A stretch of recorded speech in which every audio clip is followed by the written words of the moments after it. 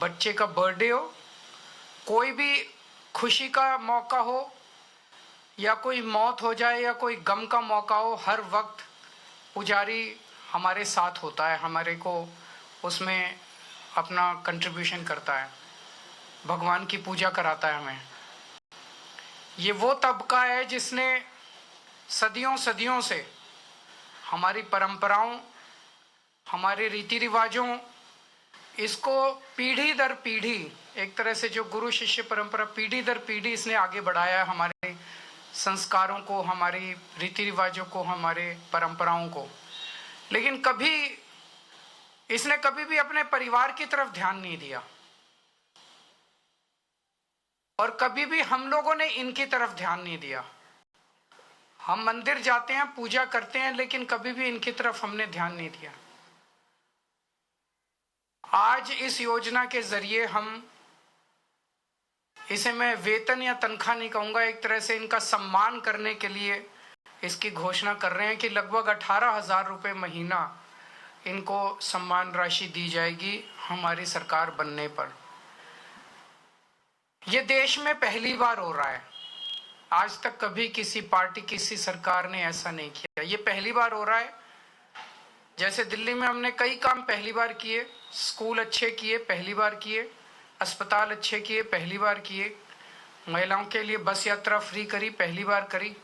ऐसे ये पहली बार हो रहा है और मैं उम्मीद करता हूं कि भारतीय जनता पार्टी और कांग्रेस की सरकारें भी इससे सीख के अपने अपने राज्यों के अंदर पुजारियों और ग्रंथियों के सम्मान के लिए ऐसी योजनाएं लागू करेंगी। इस योजना का कल से रजिस्ट्रेशन चालू होगा। कल इस योजना का रजिस्ट्रेशन एक तरह से शुभारंभ करने के लिए मैं कनॉट प्लेस के हनुमान मंदिर जाऊंगा और वहां के पुजारियों का रजिस्ट्रेशन करके आऊंगा और उसके बाद दिल्ली के सभी मंदिरों और गुरुद्वारों में हमारे एमएलएज, हमारे कैंडिडेट्स, हमारे कार्यकर्ता पुजारियों का और ग्रंथियों का रजिस्ट्रेशन कल से फिर मेरे आरंभ करने के बाद पूरे दिल्ली के अंदर इसका रजिस्ट्रेशन चालू होगा। मेरी भारतीय जनता पार्टी से हाथ जोड़ के विनती है, जैसे उन्होंने पुलिस भेज के फर्जी केस करके महिला सम्मान को रोकने की कोशिश की लेकिन रोक नहीं पाए, हुआ रजिस्ट्रेशन, हो रहा है रजिस्ट्रेशन। उन्होंने संजीवनी योजना रोकने की कोशिश की, रोक नहीं पाए। इस तरह से ये कम से कम पुजारियों और ग्रंथियों की योजना को रोकने की कोशिश ना करें, बहुत पाप लगेगा। वैसे उन्होंने ऐसे ऐसे कर्म कर रखे हैं, पाप तो उनको लगेगा ही, लेकिन इससे और ज्यादा पाप लगेगा, भगवान भी नाराज होगा। एक तरह से पुजारी और ग्रंथी हमारे और भगवान के बीच में एक ब्रिज का काम करते हैं, सेतु का काम करते हैं, हमारी प्रार्थनाओं को भगवान तक पहुंचाते हैं।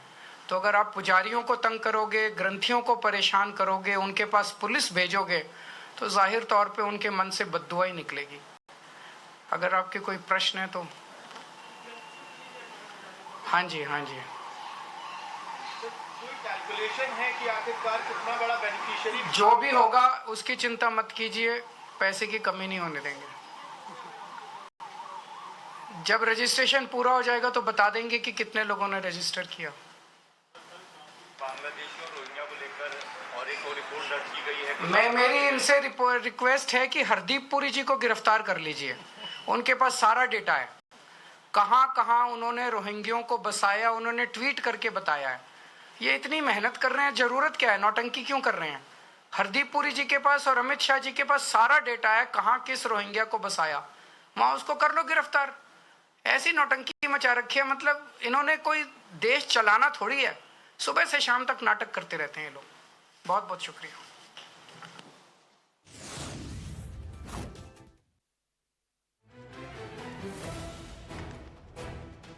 All right, well, that was the former Delhi Chief Minister Arvind Kejriwal essentially calling for an investigation, interestingly, into Hardeep Puri. This, remember, comes in the backdrop of what's been taking place between the Aam Aadmi Party and the BJP ahead of the Delhi elections, where it's been allegation versus allegation over voter list tampering and attempts to steal data as well.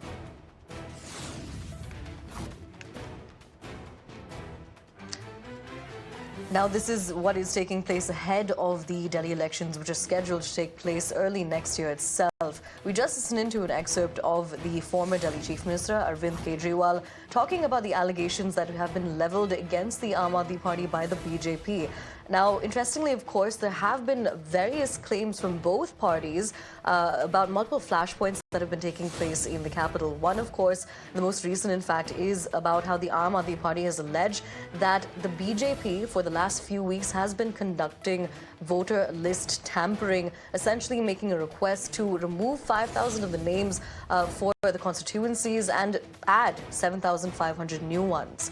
But beyond this as well, he's also talking about an allegation that has been made by the BJP about the Aam Aadmi Party, talking about an attempt to steal the personal data of those who register for the Aam Aadmi Party's flagship schemes.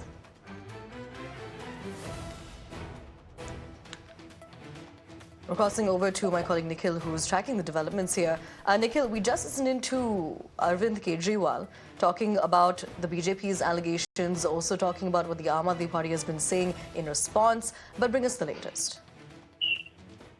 Well, to begin with, there are a couple of announcements which have been made from the side of the national convener of the Aam Aadmi Party, Arvind Kejriwal. He has announced that the remuneration monthly basis to be given to grantees of Gurdwaras and to the pujaris of the temple as well.